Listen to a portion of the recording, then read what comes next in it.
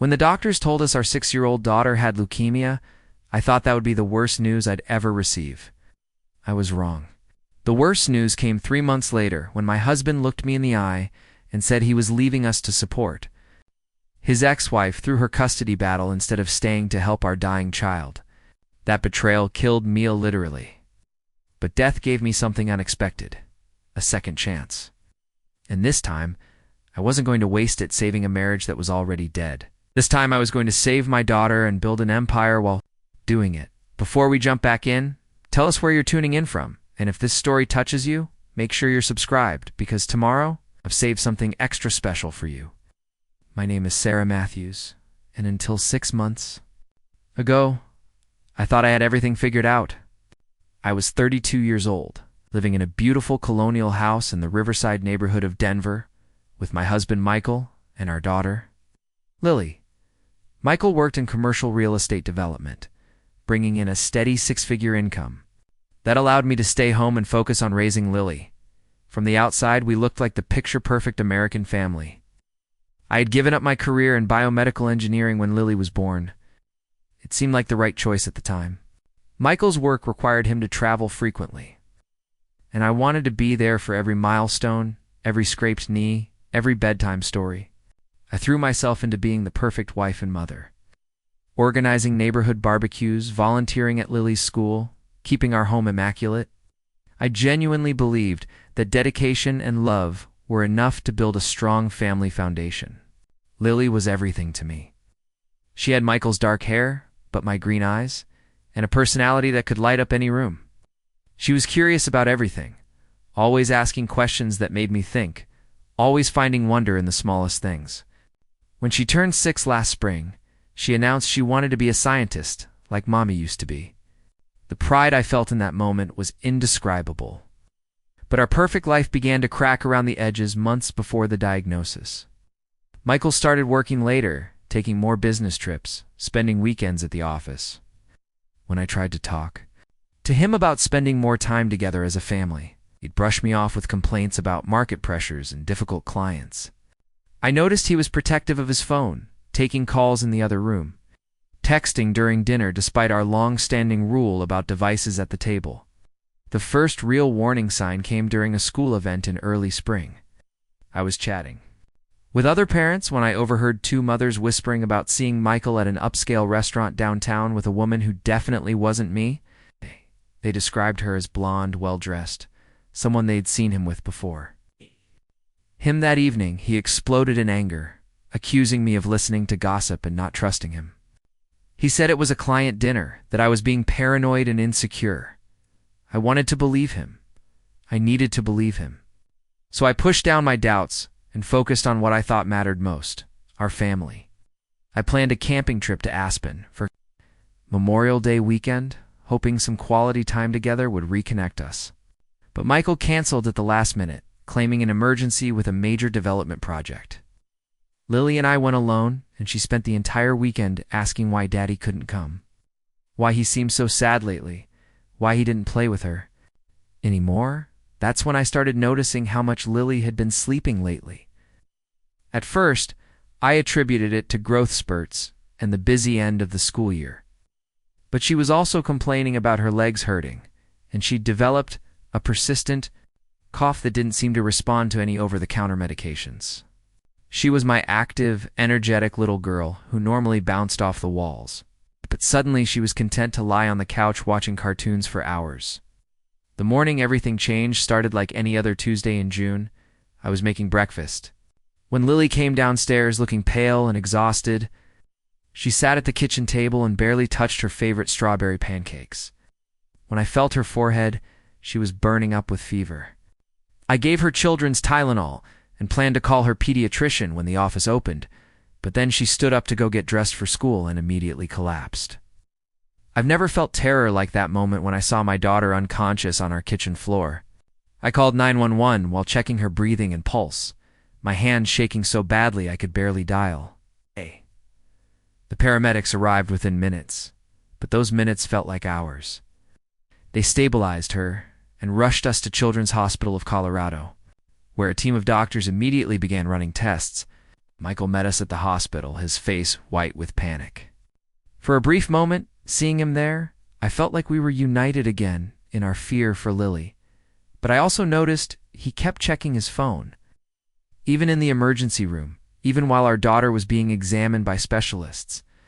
When I asked him to put it away, he snapped at me about expecting important calls, about how not everything could just stop because of one doctor's visit. Dr. Martinez, a pediatric hematologist-oncologist, came to speak with us after hours of testing. She was a kind woman in her 50s with gentle eyes that had clearly delivered difficult news many times before. She sat us down in a small consultation room with tissues on the table and that particular hospital smell of antiseptic that I would come to know so well. The words acute lymphoblastic leukemia hit me like a physical blow. Cancer. Our 6-year-old daughter had cancer. Dr. Martinez explained that it was the most common form of childhood leukemia, that the treatment protocols had high success rates, that we'd caught it relatively early. But all I could hear was the word cancer echoing in my head while I watched Michael's face go completely blank. The treatment plan was aggressive. Media therapy would start immediately, requiring Lily to be hospitalized for the first phase. She would need a central line placed in her chest for medication administration. Her immune system would be compromised, meaning strict precautions about exposure to germs. The treatment could last 2 to 3 years, with different phases of intensity. Our lives were about to revolve entirely around hospital schedules, medication regimens, and careful monitoring of side effects. That first night, sleeping in the uncomfortable chair next to Lily's hospital bed, I made a silent promise. To my daughter and to myself, I would be her advocate, her protector, her constant companion through this fight. I would research every treatment option, connect with every support group, learn everything there was to know about pediatric leukemia. Michael and I would face this together, and our marriage would be stronger for having weathered this storm. I was so naive. I had no idea that the worst betrayal was yet to come, or that Michael had already made his choice between our family and his past. I couldn't have imagined that within weeks I'd be facing my daughter's cancer diagnosis, essentially alone. Or that the man I'd trusted with my heart and my future was already planning his exit strategy.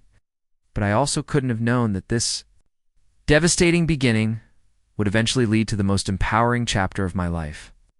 Or that losing everything I thought I wanted would help me discover what I was truly capable of achieving. Sometimes the worst thing that happens to you becomes the catalyst for the best thing you'll ever do. But first, I had to lose it all. The first week of Lily's treatment was a blur of medical procedures, insurance forms, and learning a new vocabulary of terms I never wanted to know. Chemotherapy protocols, white blood cell counts, central venous catheters, neutropenia precautions. I threw myself into understanding every aspect of her care, filling notebooks with questions for the medical team, researching clinical trials, connecting with other parents in the pediatric oncology ward. Michael appeared to be supportive during those initial days. He took time off work to be at the hospital, held my hand during the frightening procedures, helped explain to Lily why she needed so many medicines and why her beautiful dark hair would eventually fall out. We took turns sleeping in the uncomfortable hospital chair, though I noticed he always volunteered for the day shifts and found reasons to leave in the evenings. By the second week, his absences became more frequent and longer. He'd get phone calls that required him to step out of Lily's room for extended periods. When I asked about these urgent work matters, he became defensive, insisting that someone had to keep our income stable during this crisis, that his biggest development project was at a critical phase and couldn't be abandoned. I tried to be understanding. Medical bills were already mounting despite our insurance, and I knew Michael felt pressure to provide for us financially. But I also noticed subtle changes in his behavior that made me increasingly uncomfortable. He was showering and changing clothes more often, paying attention to his appearance in ways he hadn't for months. He carried breath mints constantly and had switched to a more expensive cologne. The breaking point came on a Thursday evening in July. Lily had been in the hospital for 3 weeks, and we'd finally received promising news that her white blood cell counts were responding well to the chemotherapy.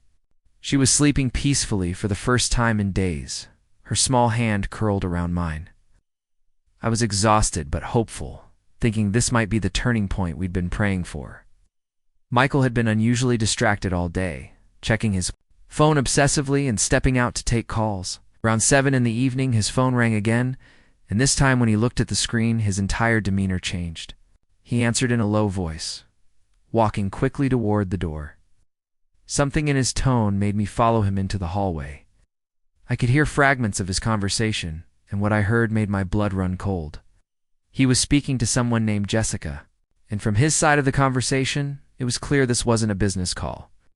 He was apologizing for not being available, promising to meet her soon, assuring her that she was his priority. When he ended the call and turned around, he found me standing behind him. The guilty expression on his face told me everything I needed to know, but I still asked the question that would change everything. Who is Jessica? The silence stretched between us for what felt like an eternity. Finally, Michael ran his hands through his hair and took a deep breath. She's my ex-wife, he said quietly. Ex-wife. In 8 years of marriage. Michael had told me he'd never been married before. He'd mentioned a serious relationship in his 20s that ended badly. But he'd specifically said they'd never made it to the altar. The foundation of our entire relationship had been built on a lie. I can explain, he started, but I held up my hand to stop him. Not here. Not with Lily. 10 feet away. My voice was barely a whisper, but it carried all the rage and betrayal I was feeling. We found an empty family consultation room, and Michael proceeded to unravel the life I thought I knew. He had been married before, briefly, when he was 25. Jessica was a pharmaceutical sales representative he'd met at a medical conference. Their marriage lasted less than 2 years, ending when she had an affair with a doctor from her territory. But the real revelation was that Jessica had recently contacted him again. She was going through a difficult custody battle with her current ex's band over her daughter Emma, who is now 8 years old. She needed character witnesses, emotional support, and financial help with legal fees. She'd been reaching out to Michael for months, and he'd been responding. "Why didn't you tell me about any of this?" I demanded, trying to keep my voice low. Enough not to disturb other families in nearby rooms. "Because I knew you'd react exactly like this," he shot back. "You'd make it about us, when it's really about helping someone who's desperate. Someone who cheated on you and destroyed your first marriage. People change, Sarah. She's not the same person she was 15 years ago. She's a mother fighting for her child." The irony of that statement hit me like a slap. Here I was, a mother fighting for my child's life. And my husband was more concerned about his ex-wife's custody dispute than our daughter's cancer treatment. "How long has this been going on?"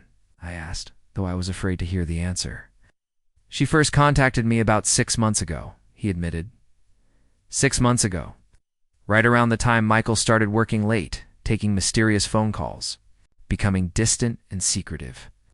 Right around the time our marriage started falling apart, though I'd been too focused on trying to hold everything together to see the real cause. Are you having an affair? Preparing and narrating this story took us a lot of time. So if you are enjoying it, subscribe to our channel. It means a lot to us. Now back to the story. The question tasted bitter in my mouth. "No," he said quickly. "It's not like that. We're just friends. I'm helping her through a difficult time." But his answer came too fast, and his eyes didn't meet mine when he said it. I knew my husband well enough to recognize when he was lying, and the knowledge that he was continuing to lie even now made something inside me die. "I need you to choose," I said quietly. "Right now, tonight. You can be here supporting our daughter through her cancer treatment, or you can be helping your ex-wife with her problems. But you can't do both." Michael stared at me for a long moment, and I saw something in his expression that I'd never seen before. Resentment. As if I was being unreasonable for asking him to prioritize his dying daughter over his ex-wife's custody battle. "It's not that simple, Sarah. Jessica doesn't have anyone else. Her family disowned her after the divorce, and she's facing losing Emma permanently. She needs me, and Lily doesn't. Lily has you. She has an entire medical team.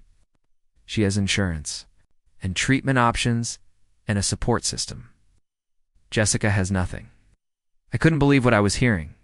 My husband was actually arguing that our 6-year-old daughter with leukemia had enough support and didn't need her father, while his ex-wife's custody problems were more urgent and important. "If you walk away from us now," I said slowly, "if you choose her over our family, There's no coming back from that. Michael looked at me with something that might have been regret. But his next words showed me exactly where his priorities lay. I have to do what's right, Sarah. Jessica's court date is next week, and she needs me to testify about her character. After that, once this is all settled, things can go back to normal. Normal? I laughed, but there was no humor in it. Think there's a normal to go back to after this? You're being dramatic? It's just a few weeks, and then I'll be able to focus on Lily's treatment completely. That's when I realized that Michael genuinely didn't understand what he was doing. He didn't see that he was abandoning his child in her darkest hour. He didn't recognize that he was destroying our marriage for a woman who had already betrayed him once. He had convinced himself that he was being noble and helpful, when in reality, he was being selfish and cowardly. Get out, I said quietly. Sarah, please get out of this hospital. Get out of our lives. If Jessica needs you so badly, go to her. But don't come back here pretending to care about Lily when you've already made your choice. Michael stood there for another moment, and I thought maybe he would come to his senses, apologize, choose his family. Instead, he nodded slowly and headed for the door. I'll call you after the hearing, he said. Once this is all over, we'll figure things out. But I knew there was nothing left to figure out. My husband had chosen his ex-wife over our dying daughter, and that choice had revealed exactly who he really was. As I watched him walk away, I felt something fundamental break inside me that I knew would never heal. I returned to Lily's room, where she was still sleeping peacefully, unaware that her father had just abandoned us both. I sat down in the chair beside her bed and made a new promise. If Michael could walk away from his responsibilities, I would step up and handle everything. Myself. I would be Lily's advocate, her protector, her champion. I would find a way to save her, even if I had to do it alone. What I didn't know then was that trying to be everything to everyone while carrying the weight of betrayal and fear would push me beyond my breaking point. I didn't know that the worst was yet to come, or that sometimes you have to lose everything to discover what you're truly capable of achieving. The weeks following Michael's departure created a new reality that I struggled to navigate. During the day, I maintained a facade of strength for Lily, helping her through the difficult side effects of chemotherapy, reading to her when she was too weak to focus on television, holding her hand during the painful procedures that had become routine. But at night, when she finally fell asleep, the weight of our situation would crash down on me with overwhelming force. Michael kept his word about calling, but his conversations were brief and focused on logistics rather than emotion. He would ask about Lily's medical progress, in the same tone he might use to inquire about a business project, then quickly transition to updates about Jessica's court case. He seemed genuinely surprised when I showed little interest in hearing about his ex-wife's legal victories or the progress of their renewed relationship, because that's what it was, though Michael refused to acknowledge it openly. Jessica had won her custody battle, thanks in part to Michael's testimony about her character and stability. She'd also landed a new position with a pharmaceutical company. That required her to relocate to Denver for training. What a coincidence that she needed to move to our city just as Michael was available to help her get settled. I discovered these details not from my husband, but from Emma, Jessica's 8-year-old daughter. During one of Michael's rare visits to the hospital, he brought Emma along, introducing her to Lily as a friend who was new to the area. Emma was a sweet child who chattered freely about her mother's new job, their new apartment that Michael had helped them find, and how nice it was that Michael took them out for dinner most evenings. Watching Lily's face during this visit was heartbreaking. My daughter, weak from chemotherapy and missing her father desperately, tried so hard to be welcoming to this other little girl who was clearly receiving the attention and care that should have been hers. Emma talked about going to movies with Michael, visiting museums, playing in the park. All the activities that Lily had been too sick to enjoy, Michael was sharing with someone else's child. After they left, Lily asked me quietly, "Why doesn't Daddy want to play with me anymore? Is it because I'm sick? I had to excuse myself to the bathroom to cry? Because how do you explain to a 6-year-old that her father has chosen to play house with his ex-wife instead of supporting his own daughter through cancer treatment? How do you find words for that level of betrayal and abandonment?" The financial pressure was mounting as well. Michael had continued paying our mortgage and basic household expenses. But the additional costs associated with Lily's treatment were substantial. Parking fees at the hospital, meals during long days of treatment, special foods that were easier for Lily to tolerate, supplies for maintaining a sterile environment at home. My credit cards were reaching their limits, and I was too proud to ask Michael for additional money that I knew would come with strings attached. My friend Rachel tried to help by setting up a meal train and organizing fundraising events in our neighborhood, but I was uncomfortable being the object of charity. I'd always been the person organizing support for other families in crisis, not the one receiving it. The role reversal was humbling and uncomfortable, making me feel powerless. In a situation where I desperately needed to feel some sense of control, it was during this period that I started noticing patterns in Lily's care that troubled me. The pediatric oncology ward was understaffed, particularly during evening and weekend shifts. Equipment that could have made Lily's treatments more comfortable was either outdated or frequently broken. Simple procedures took longer than necessary because nurses were overwhelmed with too many patients. Communication between different specialists was sometimes poor, leading to delays or contradictory instructions. I began keeping detailed notes about these inefficiencies, partly as a way to channel my anxiety into something productive, and partly because my engineering background made me naturally inclined to analyze systems and identify improvements. I researched the medical devices being used in Lily's care, learning about newer technologies that could reduce side effects or improve accuracy of drug delivery. I discovered that many innovations existed but weren't yet widely available in pediatric settings due to cost or regulatory barriers. Dr. Martinez noticed my intense focus on the technical aspects of Lily's treatment and started including me in discussions about medical equipment decisions.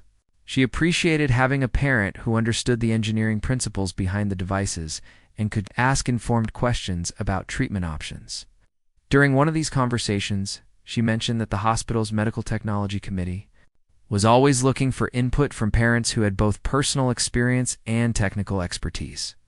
This sparked an idea that would eventually transform my life, though I didn't recognize its significance at the time. I started attending medical technology committee meetings as a parent representative, learning about the complex process of evaluating and implementing new medical devices in hospital settings. I discovered that there was often a significant gap between what engineering companies thought healthcare providers needed and what actually worked in real clinical situations. Meanwhile, Michael's visits became increasingly infrequent and awkward. He would arrive with expensive gifts for Lily, toys and books that demonstrated his guilt more than his understanding of what she actually needed.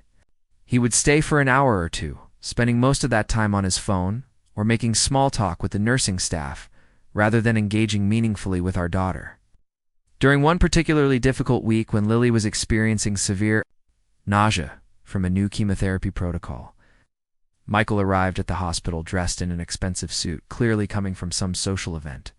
He spent 20 minutes with Lily, took a few photos that I suspected were meant to document his presence for legal purposes, then announced he had to leave for dinner plans.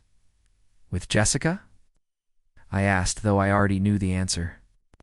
Had a difficult week at her new job, and I promised to take her out to celebrate getting through her first month. Your daughter is having the worst week of her treatment so far, and you're leaving to celebrate. Your ex-wife's job? It's not like that, Sarah. You're always here with Lily. She doesn't need both of us constantly. She needs her father. She asks about you every day. She wonders why you don't love her anymore. That's not fair. Of course I love her. Then act like it. Stay with her tonight. Hold her hand when she's scared. Be here when she wakes up from nightmares about dying. But Michael was already heading for the door. I can't just cancel plans at the last minute. Jessica is counting on me. That was the moment I realized that Michael wasn't going to change. He wasn't going through a temporary crisis of judgment or struggling with how to balance competing demands. He had fundamentally chosen a different life, one where he played the role of rescuer to his ex-wife, while abandoning the real responsibilities he had to his own family. I also realized that I was enabling his behavior by continuing to handle everything alone, by being the perfect single parent, the uncomplaining ex-wife, the understanding woman who didn't make demands or create drama. I was making it easy for him to live his double life without consequences, That night, after Lily finally fell asleep, I made some difficult phone calls. I contacted a divorce attorney to understand my legal options and rights regarding custody and financial support. I called my brother David in Seattle to let him know what was really happening in my marriage, not the sanitized version I'd been sharing to protect Michael's reputation. I reached out to my former supervisor for my engineering job to ask about the possibility of freelance consulting work that I could do from the hospital. Most importantly, I started planning for a future that didn't include Michael as a reliable partner or co-parent. I began researching support services for single parents of children with cancer, looking into financial assistance programs, and exploring options for continuing Lily's care if our insurance situation changed during divorce proceedings. I was terrified about the prospect of handling everything alone. But I was also beginning to feel something I hadn't experienced in months, a sense of purpose and direction. Instead of waiting for Michael to choose our family, I would build a life where we didn't need him to choose us. What I couldn't have anticipated was how much my experience navigating the medical system as a desperate parent would inform my understanding of real problems that needed solving. Or how my technical background, combined with my newfound determination to take control of my circumstances, would lead to opportunities I never could have imagined. The seeds of my future success were being planted during the darkest period of my life, though I wouldn't recognize them until much later. Sometimes the most devastating betrayals force us to discover strengths we never knew we possessed. Months into handling Lily's treatment essentially alone, I had settled into a routine that revolved entirely around the hospital schedule.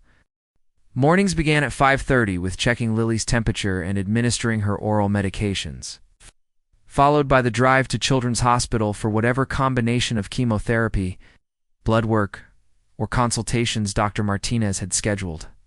Evenings were spent researching clinical trials, connecting with other parents in online support groups, and working on freelance engineering projects during the few hours when Lily slept soundly. The freelance work had started as a financial necessity but was becoming something more significant. My former supervisor, Dr. Williams, had connected me with several medical device companies that needed consulting on pediatric applications. My unique perspective as both a biomedical engineer and a parent navigating the healthcare system gave me insights that were valuable to companies trying to develop more effective equipment. One project in particular captured my attention. Stark, called MedFlow Technologies, was developing a new type of infusion pump specifically designed for chemotherapy delivery in children. The existing pumps were essentially adult devices scaled down, but they didn't account for the unique challenges of pediatric oncology: smaller fluid volumes, more sensitive dosing requirements, and the need for child-friendly interfaces that could reduce anxiety during treatment. I started by reviewing their engineering specifications and user interface designs, but quickly realized that the real value I could provide was field testing and user feedback. With Dr. Martinez's permission, I arranged for Lily to be among the first patients to trial the new system. The difference was immediately apparent. The pump was quieter, more accurate, and had a small screen that displayed simple animations to distract young patients during infusion. More importantly, the company's development team was eager to hear feedback from both medical staff and parents. I found myself in regular communication with their engineering department, suggesting modifications based on real-world observations. When Lily complained that the pump's alarm was too loud and scary, I worked with the team to develop a softer alert system with color changes instead of harsh beeping. When nurses mentioned difficulty accessing certain settings during busy shifts, I helped redesign the interface for faster navigation. This collaboration led to something unexpected. The company offered me a formal consulting contract to lead their pediatric user experience research.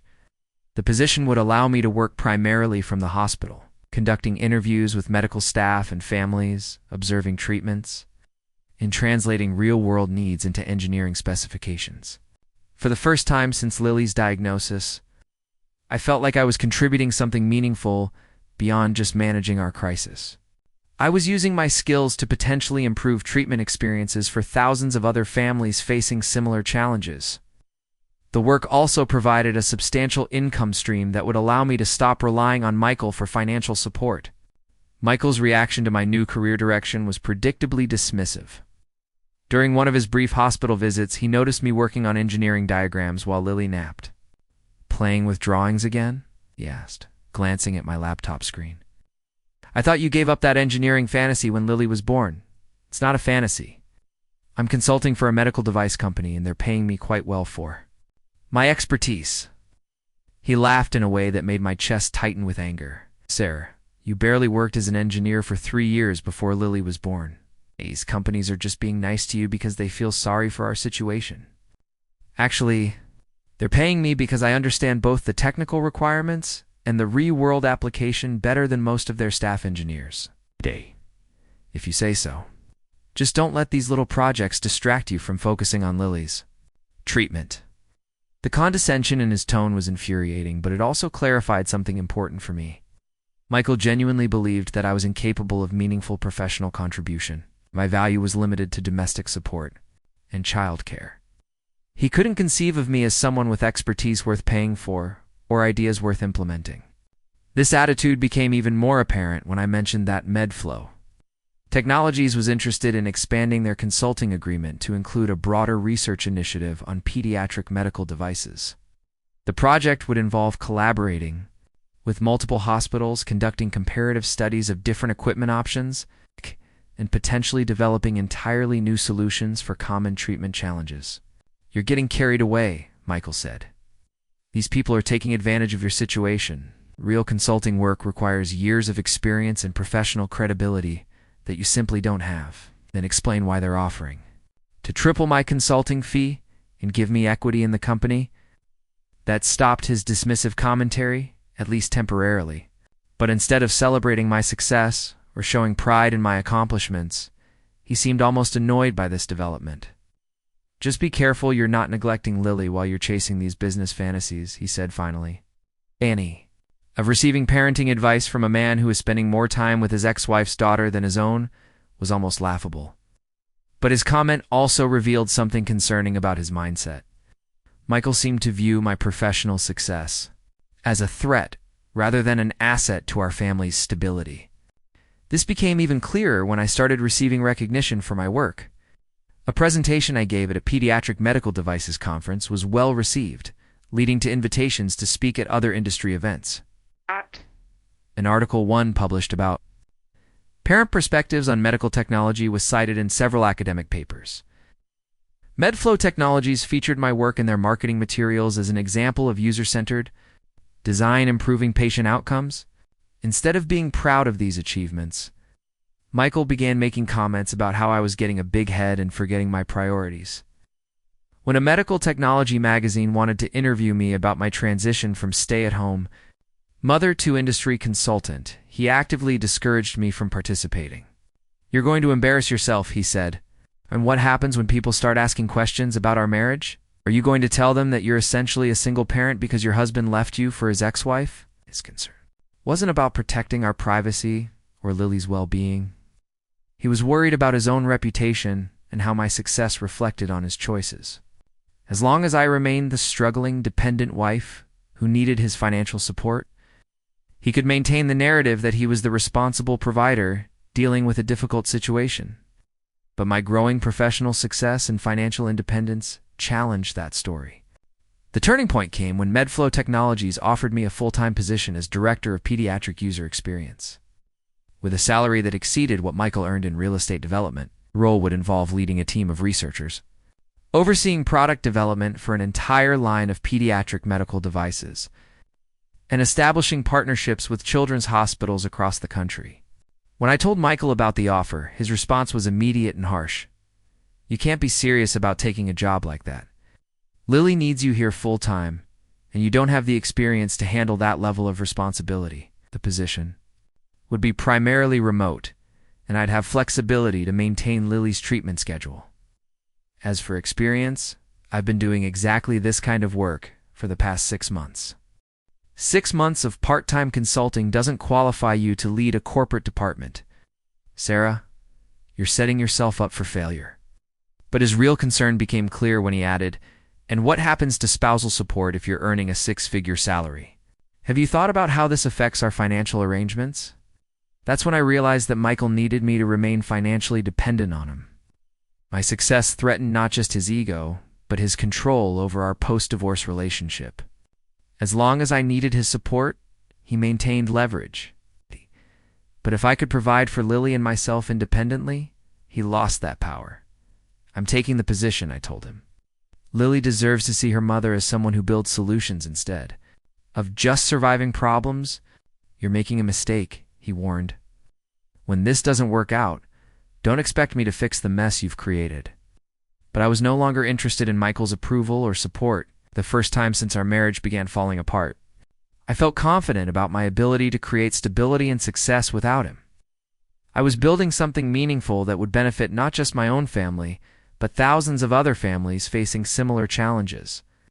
What I didn't anticipate was how quickly my new position would expose me to opportunities far beyond what I'd imagined possible, or how my understanding of healthcare challenges would lead to innovations that would transform not just my own financial situation, but the entire landscape of pediatric medical technology. I was about to discover that sometimes the best revenge against someone who underestimates you is simply proving them wrong on a scale they never could have imagined. The crisis that would change everything happened on a cold Tuesday morning in November. Lily had been responding well to treatment for several weeks, and Dr. Martinez was cautiously optimistic about her progress. Her white blood cell counts were approaching normal ranges, and she'd been able to maintain her weight despite the chemotherapy side effects. For the first time since her diagnosis, I was beginning to believe that we might actually beat this disease. I had spent the previous evening working on a presentation for MedFlow Technologies about our latest research findings. The pediatric infusion pump project had exceeded all expectations, with preliminary data showing significant improvements in both treatment accuracy and patient comfort. 3 major children's hospitals had requested to participate in expanded trials, and the company was planning to fast-track the device through FDA approval. That morning, Lily woke up complaining of severe headaches and nausea that seemed different from her usual chemotherapy side effects. Her temperature was slightly elevated, but more concerning was her confusion and difficulty staying awake. I called Dr. Martinez immediately, and she instructed me to bring Lily to the emergency department right away. The next several hours were a blur of urgent medical procedures and increasingly worried conversations between doctors. CT scans revealed swelling in Lily's brain, and blood tests showed signs of a serious infection that had somehow bypassed her compromised immune system. Dr. Martinez explained that this was a rare but dangerous complication that required immediate intensive care treatment. As they prepared to transfer Lily to the pediatric ICU, I called Michael to inform him of the emergency. He didn't answer his phone. I called again, and it went straight to voicemail. I sent urgent text messages explaining that Lily was in critical condition and needed him at the hospital immediately. His response came 3 hours later, in meetings all day. "We'll try to come by this evening." I stared at that text message in disbelief. Our daughter was fighting for her life, and Michael was treating it like a scheduling inconvenience. But what happened next was even more devastating. Rachel arrived at the hospital to support me during this crisis, and she inadvertently revealed information that shattered what little remained of my trust in Michael. She had seen him the previous evening at an upscale restaurant downtown, celebrating with Jessica and Emma. They were toasting Jessica's promotion to regional sales manager, a position that would require minimal travel and provide substantial income stability. "I didn't want to bother you with it while you were dealing with everything else," Rachel said carefully, but they looked very much like a family. Michael was helping Emma with her homework while Jessica made work calls. They seemed so comfortable together, like they'd been doing this routine for months. The pieces suddenly clicked into place. Michael hadn't been dividing his time between 2 families. He had already chosen his new family and was simply maintaining minimal contact with his old one out of legal obligation.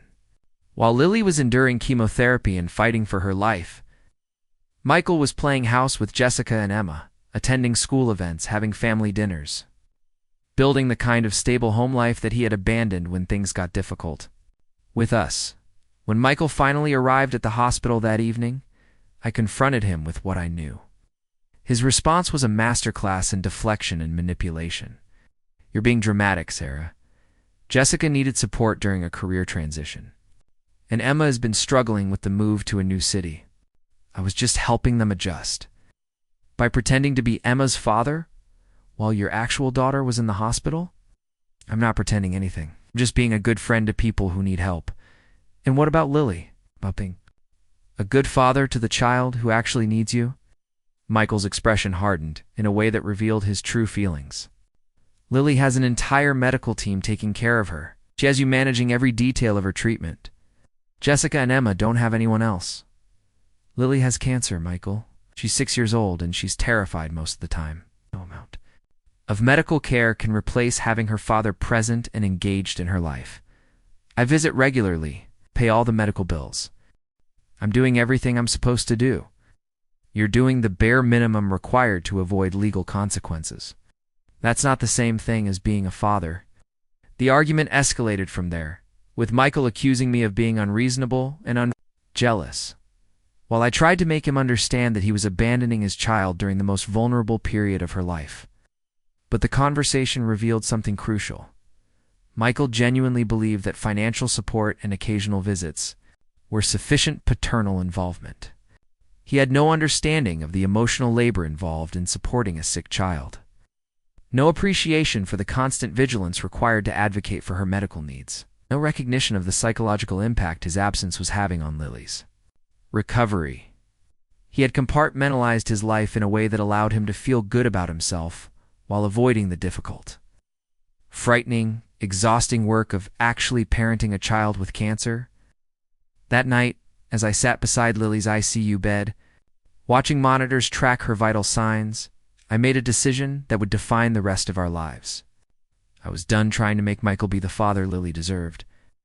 I was done enabling his fantasy that he could have both families without consequences. I was done waiting for him to choose us. Instead, I was going to build a life so successful and stable that we would never need him to choose us. I was going to use every skill, every connection, every opportunity that had emerged from this crisis to create financial security and professional success that would make his support irrelevant. The next morning, while Lily was stable but still unconscious, I called the CEO of MedFlow Technologies and accepted not just the director position they had offered, but proposed an expanded role that would position me to launch my own medical device consulting firm in partnership with the company.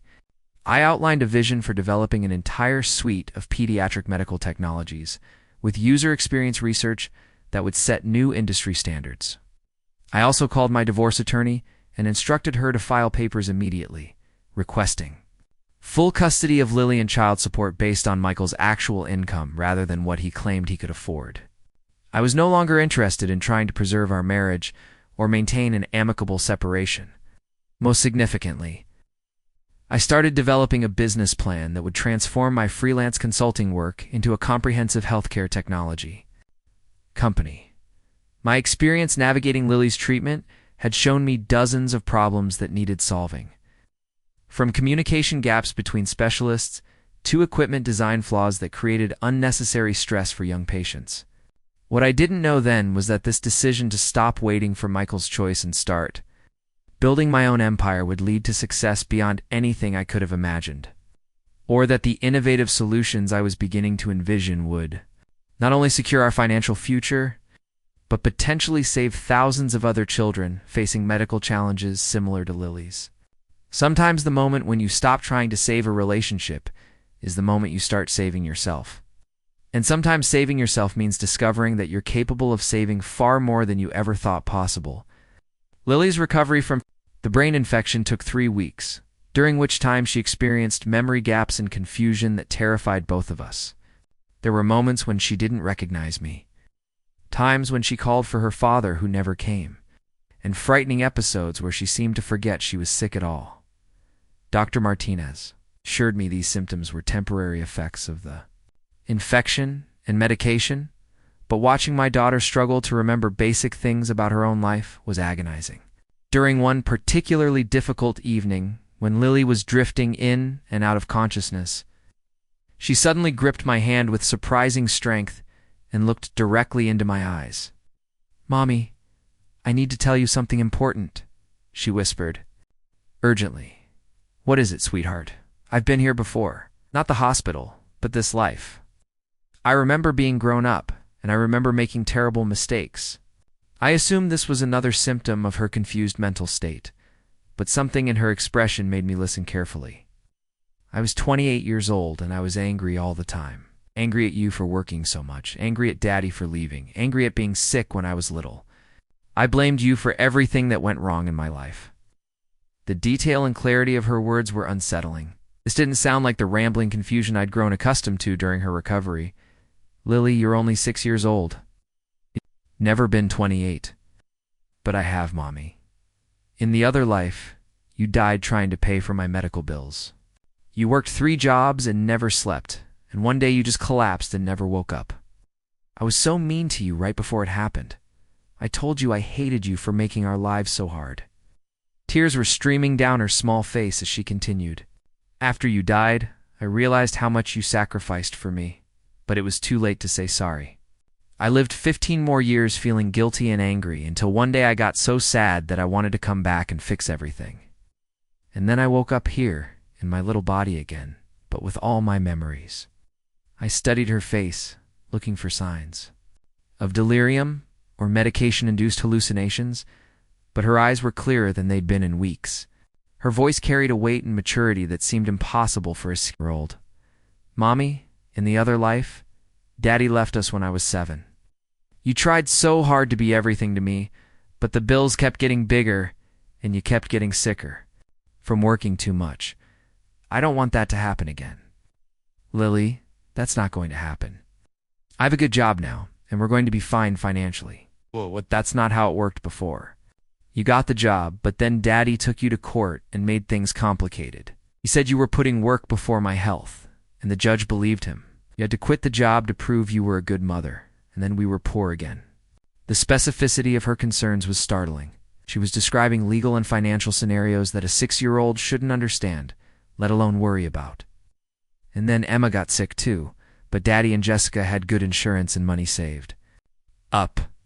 Emma got better because she had everything she needed, but I didn't get better because we couldn't afford the best treatments. I felt a chill run down my spine. Emma, Jessica's daughter, was perfectly healthy as far as I knew. Reason for Lily to mention her getting sick and less. Lily, what kind of sickness did Emma have in this other life? The same as me? Leukemia, but she got it when she was 10, and Daddy made sure she had the best doctors and the newest medicines. I watched her get better while I got sicker, and I was so jealous and angry. When did Emma get sick in this other timeline? 3 years from now. But Mommy, I don't think it has to happen the same way this time. I think we can change things if we're smart about it. I wanted to dismiss this as medication-induced fantasy, but the detailed consistency of her story was troubling. More concerning was how her predictions aligned with patterns I was already observing in Michael's behavior. What do you think we should do differently? I asked, unsure why I was engaging with what had to be a hallucination. You need to keep building your business, but you need to be careful about Daddy trying to stop you. Neglecting me? But really, he just doesn't want to pay child support to someone who doesn't need his money. And you need to start working on medicines for kids like me, not just machines. There are better treatments coming, but they're expensive, and insurance doesn't cover them. If you can help make them cheaper, lots of kids will get better. The conversation was becoming increasingly surreal, but I found myself taking notes on what she was saying, whether this was insight from another life or just the remarkably intuitive observations of a very sick child, or suggestions aligned with opportunities I'd been considering in my work with MedFlow Technologies. Lily, do you remember other things about this previous life? Things that might help us make better choices now? She nodded seriously. I remember lots of things. It's like how Jessica is going to get in trouble at her new job because she's been lying about her sales numbers, and how Daddy's big real estate project is going to fail because his partner is stealing money. When is this supposed to happen? Jessica gets fired next month. Daddy's project falls apart in the spring. That's when he's going to come back and try to fix things with us because he'll need our money. I stared at my daughter in amazement. If she was right about any of these predictions, it would suggest that something truly extraordinary was happening. But if she was wrong, I needed to understand why her illness was causing such detailed and disturbing fantasies. I guess Lily, in this. Other life, you remember? What happened to me in the end? You died when I was 16. Heart attack from working too hard and worrying too much. But Mommy, I learned something important after you died. Money wasn't really the problem. The problem was that you tried to do everything alone because you thought you had to prove you were strong enough. What should I have done differently? You should have let other people help you. And you should have made Daddy face consequences for his choices instead of protecting him. In the other life, you kept covering for him and making excuses, so he never had to grow up. The wisdom in her words was staggering, regardless of their source. Whether Lily was channeling memories from another existence, or simply processing our current situation with remarkable insight, her advice was sound and mommy. In the other life, I never told you how much I loved you and appreciated everything you did for me. I was too sick and too angry to see how amazing you were. I want to make sure I tell you now, while I still can. I held her close, feeling overwhelmed by the strange conversation we'd just shared. Part of me wanted to dismiss everything as medication-induced confusion, but another part recognized that Lily had been demonstrating unusual maturity and insight throughout her treatment. Her understanding of adult dynamics and financial pressures had always seemed advanced for her age. I love you too, sweetheart, and whatever happens, we're going to face it together. But this time, we're going to be smart about it. This time, we're going to win. Over the following days, as Lily's physical condition improved, she continued sharing specific memories and predictions from what she called her first life. Some details were too intimate and accurate to dismiss as childhood imagination. She knew things about my relationship with Michael that I'd never discussed with her. Financial worries I'd kept hidden, and professional frustrations I'd only shared with adult friends. More importantly, her predictions about immediate future. Events began proving accurate. Jessica did receive a formal reprimand at work for inflated sales reports, exactly as Lily had described. Michael's development partner was investigated for financial irregularities. Small details that Lily mentioned would happen came true with unsettling consistency. I started keeping a detailed journal of her predictions and their outcomes, partly as a way to track her recovery, and partly because I was genuinely curious about the accuracy rate. If Lily really did have access to information about future events, whether through supernatural means or extraordinary intuition, that knowledge could be invaluable for planning our future. But more than the predictions themselves, what struck me was how this experience was changing our relationship. Instead of me protecting Lily from adult concerns, we were becoming partners in navigating our circumstances. She offered insights about people's motivations and likely behaviors that helped me make better decisions, about everything from legal strategy to business opportunities. Whether my daughter was experiencing memories from another life or simply demonstrating remarkable emotional intelligence, the result was the same. I now had an ally who understood our situation with clarity and wisdom that seemed far beyond her years. Up next, you've got two more standout stories right on your screen. If this one hit the mark, you won't want to pass these up. Just click and check them out.